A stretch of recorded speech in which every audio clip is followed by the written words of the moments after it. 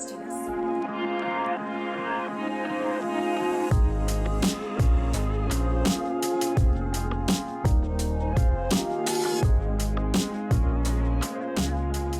Hi, Emma. How are you? Oh, man, I'm great. How are you?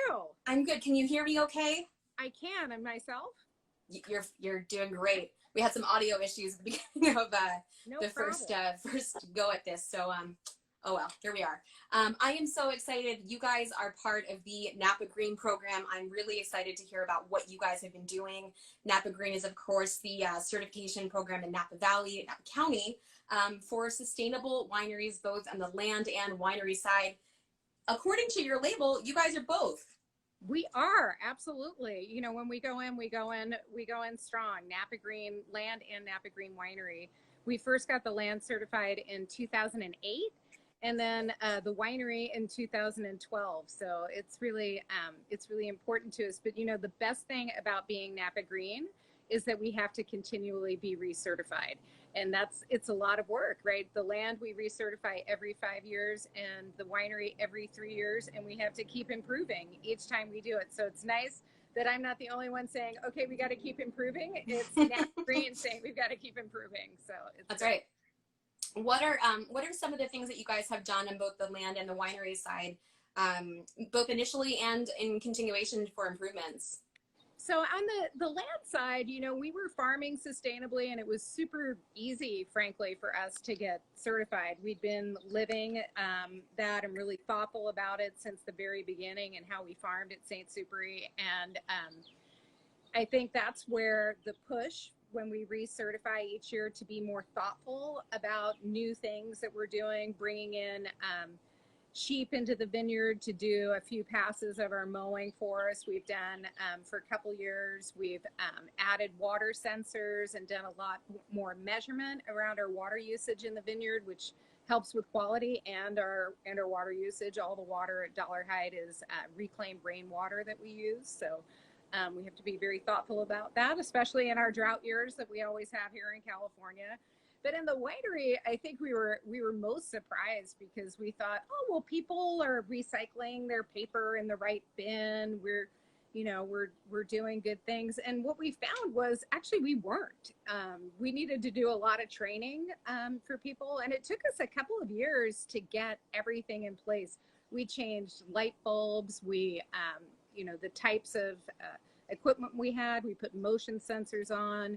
We changed our printing to double printing. We scan everything. We avoid printing, and lots of little things, but they all add up. And then everyone kind of got into it. They're like, oh, this is great. You know, we're making a difference, and we have a Napa Green team at the winery. Somebody from every department. I've heard this. Every winery has a Napa Green team.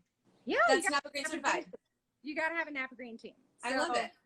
You know, each department comes forward with different things that they want to do and change and continue to improve things. And so, you know, we all kind of started getting into it. And so our first recertification, we were very focused on our power usage and improving that. And we ended up putting in solar on our roof, which covers about 80% of our power bill. So that was we obviously exceeded our goals on that first recertification.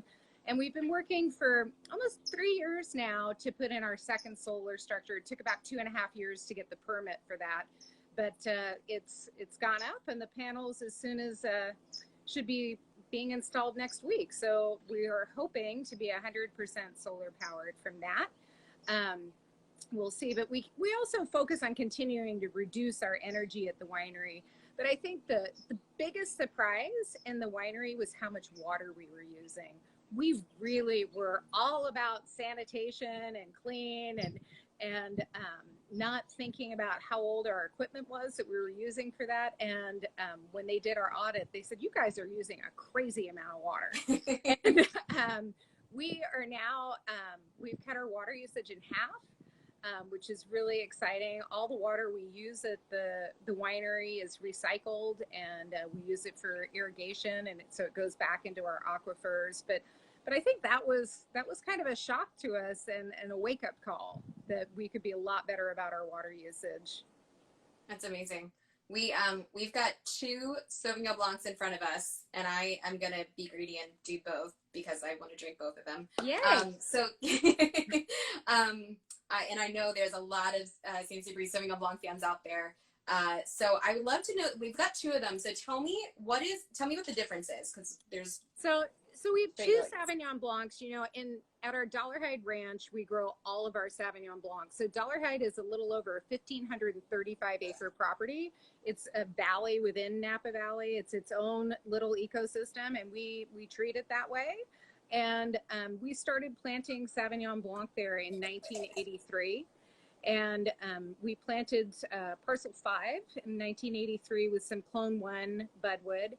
Really fantastic Sauvignon Blanc off that parcel. And about 20 years ago, Michael Scholes was going through that parcel, tasting the grapes. And he selected a handful of vines that he thought were particularly expressive. And those handful of vines we propagated to 2 rows, then 2 acres, and now the majority of all the Sauvignon Blanc we grow on the ranch is our own field selection of Sauvignon Blanc. And you really see that in the Napa Estate Sauvignon Blanc that you're tasting first. And that's 100% Sauvignon Blanc, all stainless steel fermented, really going for that bright, vibrant style that we were selecting in our field selection of Clone 1. And then the Dollarhide Sauvignon Blanc is mostly from that old parcel 5 of Sauvignon Blanc that we originally planted. And, you know, when we talk about Cabernet in Napa Valley, we always say Cabernet is great to have really old vines, and those old vines have integrity. Well, it's true with Sauvignon Blanc as well. You know, vines get integrity with age, and they really, there's an expressiveness and a quality that can't be found in a younger planting. And that's why we treasure these older vines. And so it's funny to think about that with a white wine, but I think it's really true with the Dollarhide Sauvignon Blanc. So it's from that parcel.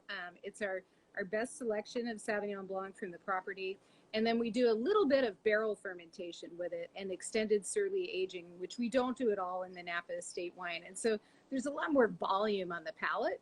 And it's got a broader range with food, as you would be able to explain much better than I can. But, I love them both for different reasons, but I love the heft and the texture on the Dollarhide Sauvignon Blanc when you're looking for just a little bit more. And, you know, the Napa Estate Sauvignon Blanc is perfect with those oysters, or as our winemaker Brooke likes to say, is her poolside sipper. Or for me, while I'm cooking dinner, what am I going to make? I'm going to have a glass of Sauvignon Blanc and figure it out. I still have like 35 minutes left, so don't get me too hungry before I'm done, or else you're going to have no host for this thing. It'll be fine. I think, you know, a lot of people ask, how does what you do in the vineyard, how does what you do in the winery as far as sustainability goes, how does that translate into the glass? Does it translate into the glass? Absolutely. You know, I think it's, you know, we're an estate winery, so everything we produce is 100% estate grown, produced, and bottled. And so when you add to that everything we grow is certified Napa Green, and everything we do in the winery is certified Napa Green, it's that extra level of care that we give everything. It's that extra level of care in the vineyard, it's that extra level of care of our people, and it's that extra level of care in the cellar that's really how you make fine wine. You can't make fine wine by being casual about it. You need to focus and do what's best for the land and the people. And if you want to have an old vine producing wines of integrity, you need to take care of that vineyard every year, because it's not going to do that every year unless you do. And that's really where it translates in the glass, is the longevity, because we're doing this for the next generation, for the next vineyard, for this wine to be drunk 20 years from now.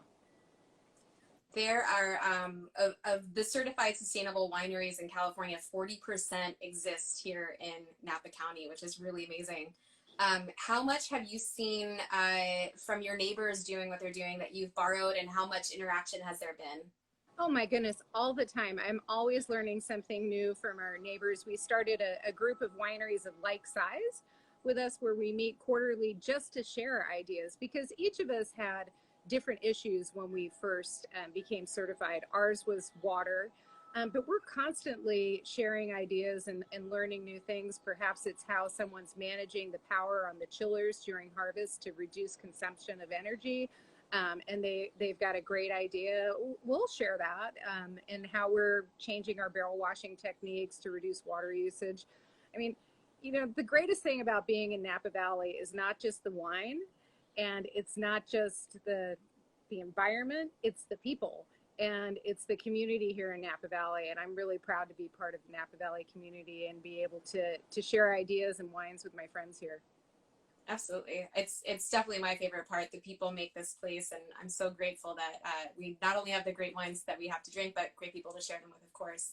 I think, so I have a little video, I think, of some of the vineyards, because I think a few people wanted to see the vines. I'm going to see if I can bring that up so you guys can see it. Let's see. Let's grab you.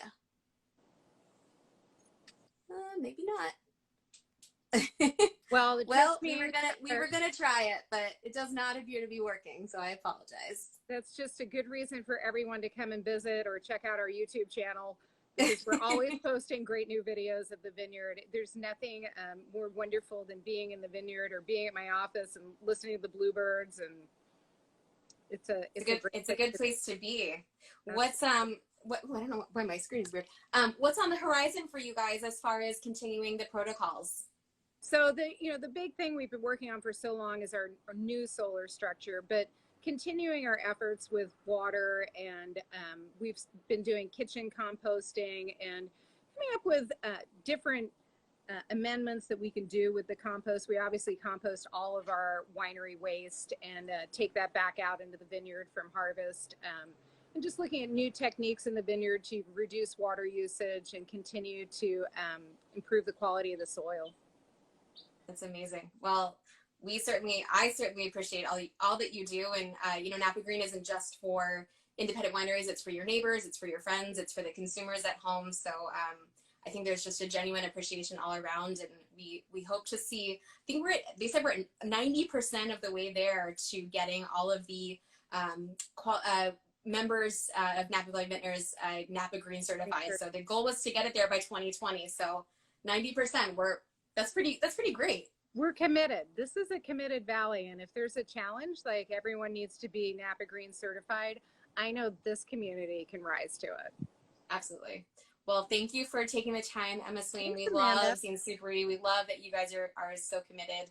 But I've got to kick you off now because I've got to talk to Julie Johnson from Tres Sabores and drink some teacher with her. Great. But you enjoy the rest of your afternoon, and I'm going to revisit these a little later. Thank you. Cheers. Cheers. Bye.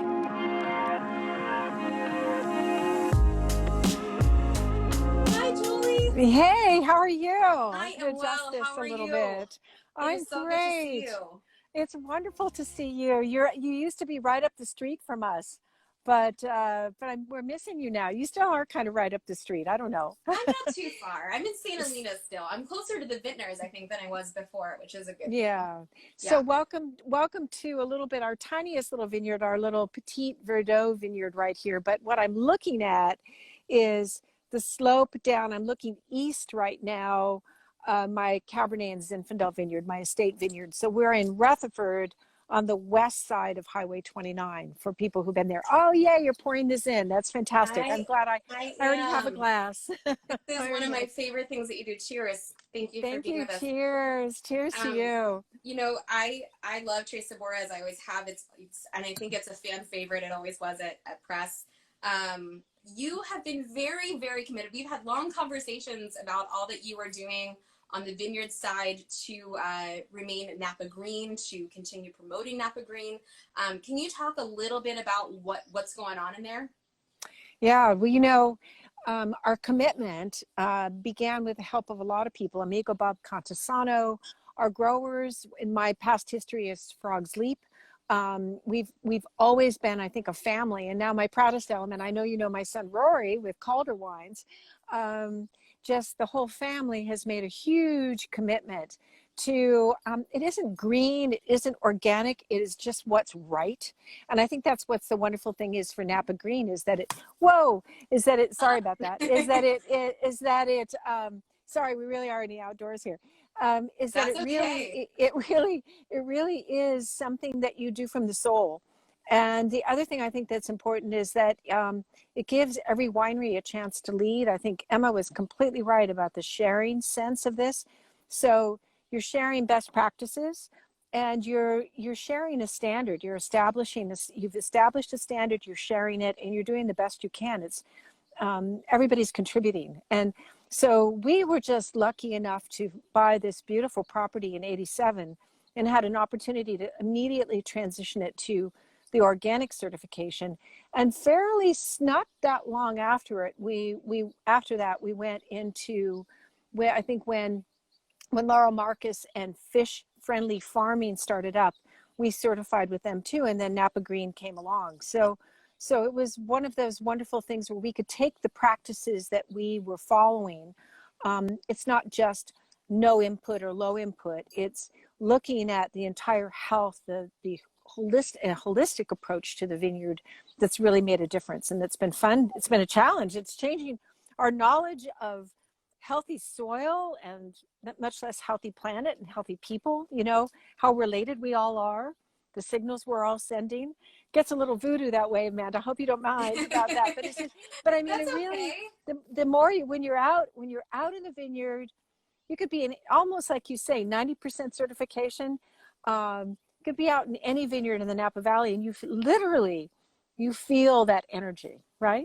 You feel the energy. That's what I want you to feel drinking the wine. You feel the energy. So I think you do feel the energy, and it's a very delicious energy. Well, it's Zinfandel. It's Zinfandel. I'm in Rutherford. I should be growing Cabernet, right? But these Zinfandel vineyards are almost 50 years old. So, like, why change now? It's kind of fun that way. Absolutely not. I will just a quick housekeeping thing. I'll invite anyone who's got questions to go and hit that little square with the question mark in there, and you can throw some questions in there. Julie is a wealth of information when it comes to all things Napa Green, organic farming. I remember you came to Press to Taste me on a few wines, and then we ended up like deep diving into topsoils and some other conversations. But as you mentioned before, well, I think everything that we do. Yeah, you've been doing this for such a long time. How challenging was it to get others on board? Well, I think I remember a long time ago people driving by the old Frog's Leap Vineyard, and where we had full cover crop. The whole idea about cover crop is just like any healthy vineyard is regeneration, right? And I mean, these are incredibly resilient vines. The whole idea about vines, it's just this resilient, incredible thing. Like they lose all their leaves, they go into dormancy, you prune them back, and by golly, here they are already coming out again. And they do that again and again and again, sometimes for over 100 years. So the difficulty was not that it was difficult. The difficulty was just that people had to be, I think they could see that there were people leading and that they were giving some example, and that our vineyards didn't die, and the wine ended up tasting pretty good. And I think that the word is still out. We happen to do something a little bit more radical here because we dry farm. So speaking of the quest to reduce the use of water, we're still not full reveal. We're still not Napa certified winery, but we're really, really close. One of the things we have to conquer is water use in the winery. So I'm going to be knocking on Emma's door really soon. But in the vineyard, we're completely dry farmed. And so in order to do that, it's all about mulch. It's all about compost. It's all about continuing to develop and let the soil and the synergy between the soil and the roots of the vines do their thing. So this year last year we implemented a no-till, much lower till system. We use a crimper now that basically lays down the cover crop instead of tilling it in. And we don't do that with really every like row. Crimping hair, right? Like it's we're crimping exactly. It's like a beautiful daffodil, and you hit it, and all of a sudden it goes like that, and it's done. That's the same thing with weeds. And so far so good. It's a challenge. So hopefully, as I think that's one of the kind of cutting edge things that people are doing in the Valley as a whole, and Emma alluded to that, is just working on the challenge of moving towards less water use and keeping the vineyards going and healthy and so on. We're very blessed here because we have nice drainage and well-rooted, deep soil.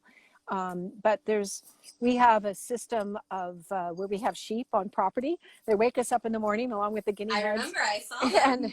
And we take we take all of our pumice, all of everything that we have left over from harvest, and compost that with all the manure. And that's what forms the basis of our compost program here at the winery. So that's another thing that helps to sequester water and reduce erosion and improve the balance in the soil, the enduring balance in the soil. So so that all works. It's a challenge, yes. It's an ongoing challenge. Like we have no rain. We have less rain this year than we've had in the last, I think, 15 years. So it's a challenge. Yeah, well, as Kermit the Frog said, it's not easy being green, but we got to do it. So I think you brought up a good point, which going back to the Napa Green program, which is you can have two different distinctions between winery and land, and be certified in one and maybe progressing towards the other. So what are some of the things that you are doing right now to move towards the winery certification?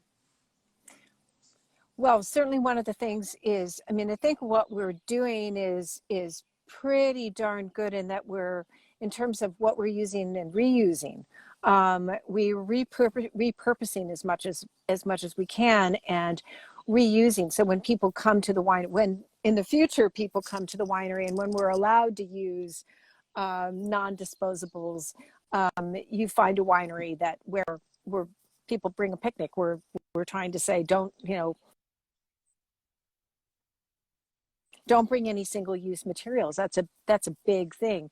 When we work with people at restaurants to bring food here, we bring it in on platters and so on, just to make sure that it's that we're reducing single use.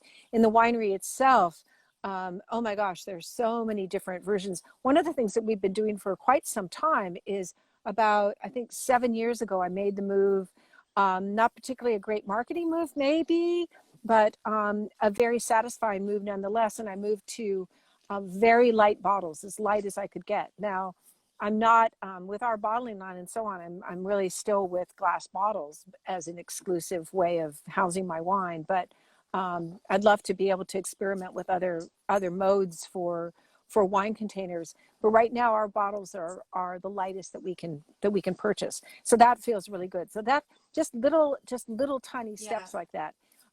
Our biggest obstacle is just because of the way our property is set up is on water metering and how we do that, because we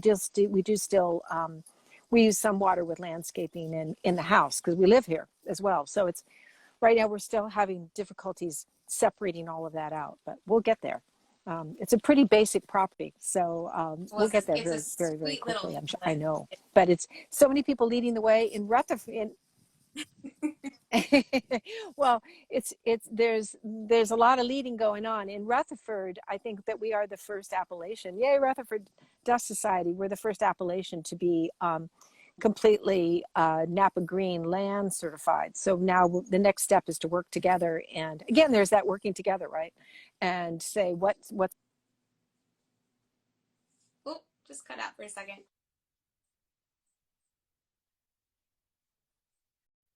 It's amazing. Honestly, when I first learned about the Napa Green program, I was blown away by how many there were already participating, what the goals were.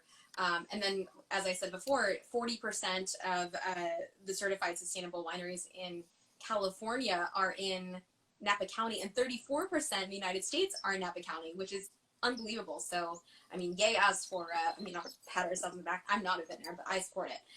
Support those who do it. You support it in spades. This is wonderful. I think one of the things that's important is, for also another, besides water, another cutting edge thing in the vineyard is that people are really working on how long they can sustain their plantings.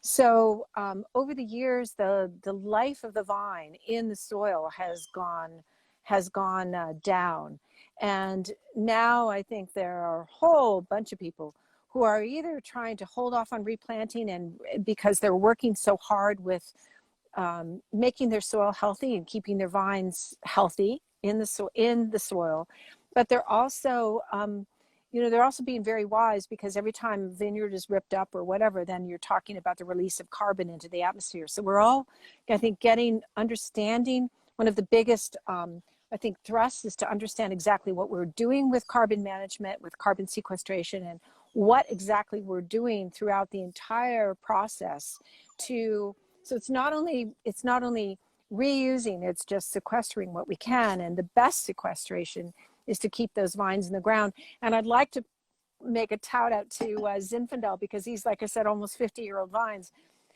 A lot of people said, oh, you should just plant a Cabernet. And I'm like, no, these are great old vines. I want to keep them in the soil. And what's more, it's a healthy way to approach it. So as people move towards some stability that way, I think that's the whole question of the matrix of decision making around carbon sequestration is a really important thing for us to all get to in Napa as well. And people are working on measurement tools and practices that I think will take us even further. So Napa Green is not only about what's now, it's like pushing just a little bit more every year. I think one of the things that I'm looking forward to is a whole new unit on birds and bird management, from owl boxes and falcon boxes to bluebird and swallow boxes. And the other thing is the use of the peripheral lands. So what we have basically with wine grapes is monoculture, but you can do so much in terms of cover crop and peripheral plantings and hedgerow plantings to break up that monoculture, at least in terms of providing ongoing insectaries, things that bloom year round, things that are productive, things that are diverse in the atmosphere, in the environment of every piece of land in the Napa Valley. So those are other two more kind of, I think, thrusts that we're all moving towards. That's pretty exciting. Yeah.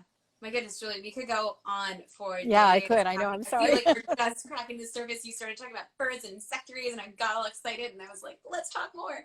But thankfully, we're heading to another winery that can speak to that as well. I do just want to touch on this beautiful Zinfandel, because we didn't really talk about the wine at all, and just how precise and pure and wonderful and minerally this Zinfandel is. We think of Zinfandel sometimes as this really fruity grape, and it is, and has beautiful, lush fruit.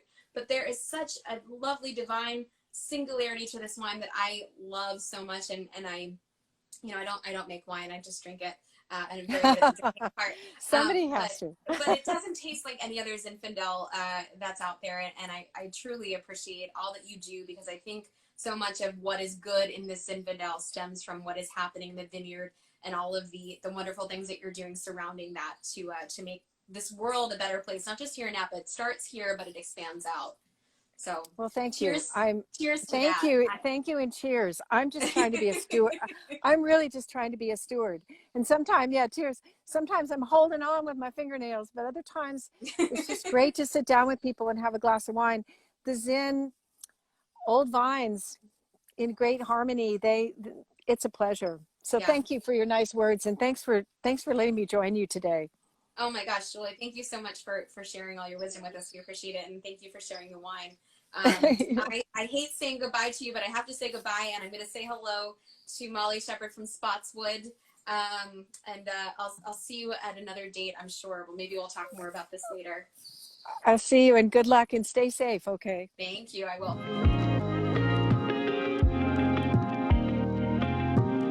Thank you so much, Molly.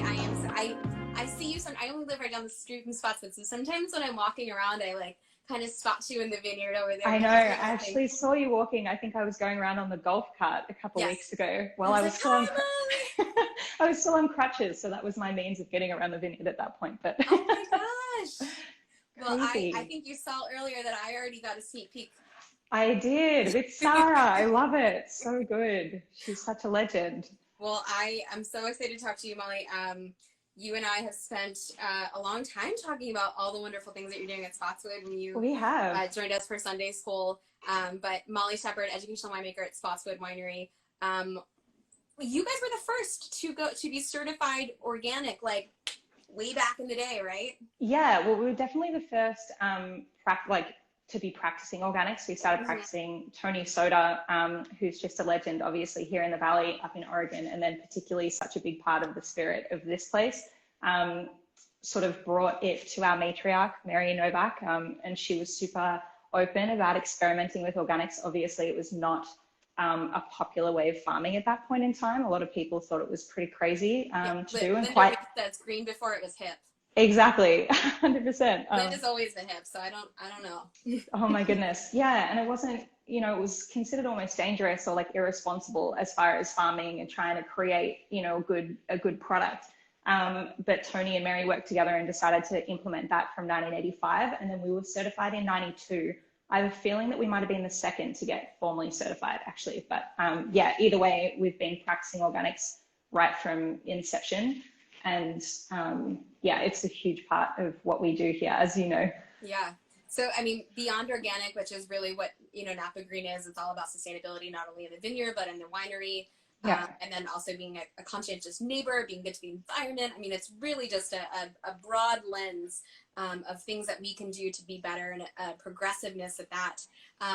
You guys started early, obviously, but what's changed for you guys in the last 5 years, 10 years? What's different at the winery to become Napa Green? Yeah, I mean, big changes for us constantly, obviously. I think everyone's doing the same thing. We're learning more. The climate, is keeping us on our toes year to year, and we're all trying to think of the way in which we can steward our land properly, because we are, we own our estate. It's 37 acres, and that's what we've got, and we're super blessed to have it at, where it is on the Napa Valley bench up in St. Helena, and pretty much sort of starting to play around with implementing some biodynamic principles in the last 10 years or so. Aaron Weinkoff, who's our winemaker, vineyard manager, and my boss and mentor, started implementing biodynamics about 10 years ago. And we're actually in the process of starting to, I'm the lucky person that gets to go through all the application stages of Demeter certification. So wow. We're looking at taking the next sort of big step as far as that is concerned. And then completely relate to Emma from Sensupery when she was speaking about wine, as far as winery Napa Green is concerned. Water is a big thing, water usage. It's one of those, you sort of need a boss, and we're super lucky that we've got Beth, who's second generation, who just wants to put in, you've spoken to her, her, she's crazy environmentalist, really wanting to be a proponent for us doing everything that we can to be responsible stewards and putting out only good things into, not just St. Helena, but just out, it's a small industry, and it's important for people to, try to lead by example. And she's happy to put in investment where we need it. So super lucky to have, state-of-the-art barrel washers, steamers, things like that, which means that you get exactly the same sanitation, but less water usage. Steamer has been a big thing for us. And different processing equipment that's, instead of conveyor belts, all sort of shaker tables. So they use much less water to sanitize and clean. It's all these like non-romantic things that happen behind the scenes that you don't think about these. I mean, you think about how can you conserve water? You don't think about the fact that a conveyor would use more water than a shaker. Like, trust me, the hours that you spend like trying to clean a conveyor belt during harvest versus having a shaker table that's just clean line stainless steel that uses like a vibration to move the fruit along, and there's no nooks and crannies, and just all those little things make out, it's a time efficient thing. So I love, that's also super important. I love that Julie touched on that from Trace Flores. I love that she was, in the thing with Napa Green. For us, that's probably, the thing that we connect most with, because we're already organic. It's so in line with us as far as what we do here. But it also puts so much, I think it was you that was literally just saying that too, like places so much emphasis on community and, looking after the people that work for you, the people that are your neighbors, like Beth Novak sort of was the one that pushed the Spring Creek restoration. So for anyone that doesn't know, we're at the convergence of two seasonal creeks, and it's we've taken it on. It's a collective responsibility, but we're lucky to be in a position to really drive some change as far as, having those two creeks bordering our property. So restoring those, making sure that our riparian areas are as healthy and as, and as abundant as they can be as far as natives and all that good stuff that Emma and Julie have talked about as well. It's a rigorous process to become certified Napa Green. I assume both on the winery and the vineyard side. Obviously, in the midst of getting Demeter certified, I'm quite busy, but I know it's done by a independent third party. What does that process look like? Is it yearly? Is it monthly? Is it how often, and what does it feel like? That's actually super funny. I'm pretty sure it's yearly, and Aaron is the one that sort of goes through. We were talking about green teams. I'm the Demeter team, and I'm not the Napa Green team person, which is quite funny because we've sort of compartmentalized all that stuff. But I think that I'm pretty sure it's yearly. And if it's not, I'm sure that I'll get corrected. But I know that they definitely keep, and Emma was talking about that from Sensupri, keep everyone really accountable with check-ins and sort of reapplications and things like that, that keep everybody, you know, progressing and moving forward. And, you know, the fisheries element of that, which is slightly separate, but, you know, that's super important too, to look after our waterways and everything like that. So they're doing a really good job. Yeah. It's amazing. And I mean, you've only been in the Valley for how long now? 17. 17. So, yeah. So this wasn't actually, I didn't work harvest here. 18 was my first harvest at Spottswoode, but I've been in the Valley since 2017. So. Oh my gosh. Well, yeah. I mean, 17, obviously, you know, a hot vintage, a challenging vintage if you guys weren't harvested by the fires, and I'm sure even challenging if you were. Can we talk a little bit about the wine? Because I adore Spottswoode. I always have. You know, you have some of the most pedigree fruit in all of Napa Valley. If for those of you who don't know about Spottswoode, right in the heart of St. Helena on the western side, 37 acres, as you said. I didn't realize it was big. Yeah. I walk around it all the time. It just, you know, it's just. It feels little. It's like, you know, it's right in there too. It's nestled in amongst the neighborhoods. Yeah. Someone commented earlier about they're like, we're up here in the cold, we want to live next door. It is not lost on me how lucky I am, and I have to tell you, every time I walk by it, I look up in the hills and I go, wow, I am the luckiest person in the world to live near all of this. Oh, completely. So many pinch yourself moments. Like I live 2 blocks down too. I'm just on Spring Mountain, so I'm literally like super close. So I walk to work every day. And then, you know, we've started shoot cleaning. It's that time of year. So I'm starting my day with sort of 3 to 4 hours sort of up with the sun in the vineyard, and then coming back and obviously working on a few other projects. But it's a definite, like, it's a pretty magical place to be, particularly at the moment when people are pretty limited as to where they can go. It's a pretty beautiful place to be stuck. But it's a good place to shelter in place. Yeah. Speaking of 17 though, I think it's just perfect that we're having this conversation and tasting this wine, because as you mentioned, 17 it was a difficult vintage. I think most people think about the fires as the most prominent thing. And it was hugely impactful, but even before that happened, it was a tough year. As you said, we had a lot of winter rain. So the vines, you know, were pushing hard. And then we had a very, you know, hot, it's always dry during the growing season of Napa, but we had a lot of heat spikes. There was, you know, something like 10 days above 110 degrees within that sort of, you know, post-veraison period of time, which is stressful. Mm-hmm. And I think for us, we're just super proud of how the vineyard held up. And it's a real testament to the philosophies of organic and biodynamic farming, and and it doesn't have to be about certification. And that's what's great about Napa Green, is that you don't have to be organic certified to be part of Napa Green. You know, it's about having that more, as both Emma and Julie have touched on, that holistic, you know, focusing on soil health. It's like the most important thing. And for us, you know, it's always been a huge pillar of what we do here. And the way I always think about it, it's like people, the more antibiotics you take, the easier it is for you to get sick. You know, you just have hardly any defense system left because you're taking something exogenous to prop up your immune system, and plants are exactly the same. And so for us to watch them be that stressed, which is so funny because, as I said, I wasn't here for 17, but I lived around the corner. And I was super involved with the vintage here because I was good friends with the winemakers already. So I used to walk by, and I just remember just being super shocked at how good they still, like how good the vines looked, and they just stood up so beautifully. And, you know, much like everyone, we had some, you know, sugar accumulation stopping, and there was some, you know, some shock to the vines, kind of like when it gets to 110 degrees here for us, we all want to bury ourselves inside under the air conditioning and not doing anything.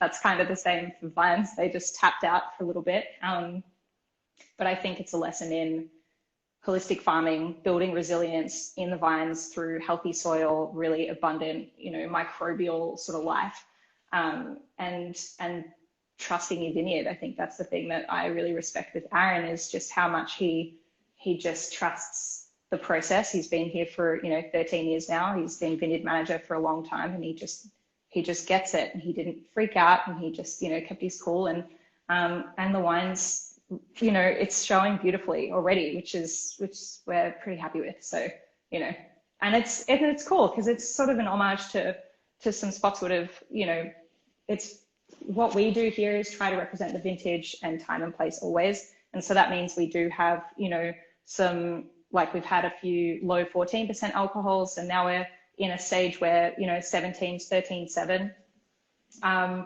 because of the fact that sugar accumulation kind of did slow down. But it's really beautiful because it's that classic Spottswoode sort of style still, even in that difficult vintage. So yeah, still needs a little bit of a decant. I hope it's been in glass for a minute. It's been in glass for got a glass decant, but yeah, you know, it still smells like Spottswoode. And like I said, I'm very fortunate to walk those vineyards very regularly, and there is something that smells in the glass like it does right at about, well, sunset. So I guess, oh my god, yeah. But there is something in the air, and it's very herbaceous and floral, and almost smells like the south of France. It's like Bouquet de Garni. And it smells like, it doesn't matter what the vintage is, it always smells like that. And to your point, it changes. There's some variance between vintages, and I think that's a great thing.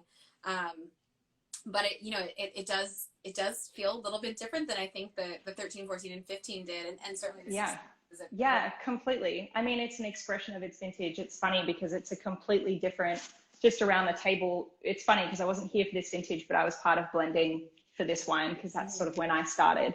And so it was really interesting to sit and talk about it, you know, around the table whilst blending. And it's funny because the vintage itself couldn't be further from 2011, but it has some sort of really elegant, soft femininity that is sort of reminiscent of 2011 almost, which is really cool. And it's the vineyard, you know, just doing its thing every year. And it's always got some sort of a, you know, a tie from vintage to vintage, but definitely it's time and place every year that we try to just, you know, capture what the year does. But I completely agree. It's so funny. You were the first person to ever say Bouquet de Garni for this wine, for Spottswoode period. Oh.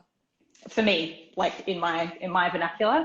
I mean, I've heard other people use it for other wines, but for whatever reason, I just never really, like, I'd use a million descriptors instead of just the one. And then all of a sudden I was like, oh my God, that's exactly what it is. Because we've got lavender and rosemary, and then there's that pine just on the corner of Madrona and Hudson that's like so perfumed of an evening, and then some bay laurel from the creek, and yeah, completely.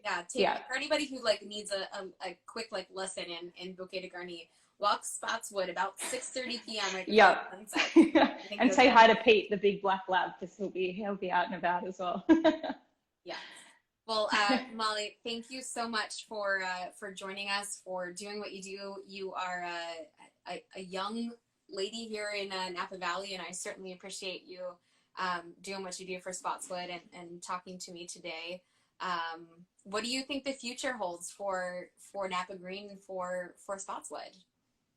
I mean, it's so cool. The thing that I think it's almost funny because I've looked at Napa Valley from afar for a really long time. And so I like the things that make this place special aren't lost on me. I think if you're born here and you grow up here, and sometimes you can just come to expect the culture of this place to just be. And if you come from somewhere else, it's pretty cool as an outsider's perspective. And the things that I love about Napa that people have always attributed to is, you know, is a lot of collaboration, innovation, and a real collective responsibility to drive quality and you know, and authenticity in the wines, and a sense of place. Like, you know, you just have to start reading about the geology and the different microclimates here and start nerdy chat with everyone that works in, you know, in wine here, and to know that people are super passionate. And I just think that, you know, and place things like Napa Green and Napa Vintners is what drives all of this, you know, collaboration. Like, it's such a beautiful place for people to come together and put, you know, thoughts together. And as Julie was saying, for Teresa Borges and both Emma as well, you know, having people that they connect with and everyone sharing insights and thoughts and all of that sort of stuff. So, I mean, for me, I just think it's going to keep going on its, you know, pretty amazing trajectory the last 50 years of Napa Valley, you know, history. And then even further back, it's gone through so many hardships and bounced back every time. And it's always been the people here that do it. Yeah, 100%. So I'm feeling very lucky to still be here and be able to call this place home. It's pretty That's pretty awesome. beautiful spot. Yeah. It's an amazing community to be a part of, and I'm so happy you're part of it. So Yeah, me too. Yeah, and you're killing it, by the way. Such an amazing interviewer. I completely oh, agree with Sarah. You're just like, I was watching you before, and it's just like you've been doing it forever. well, thank you. Thank you so much, Molly. Thank you to Emma and to Julie for being with us, talking all things Napa Green. I think you know, Napa Green sort of MO is comprehensive sustainability certification, and I think comprehensive is the word. It is just so across the board. I've learned so much by talking with you and everyone else today.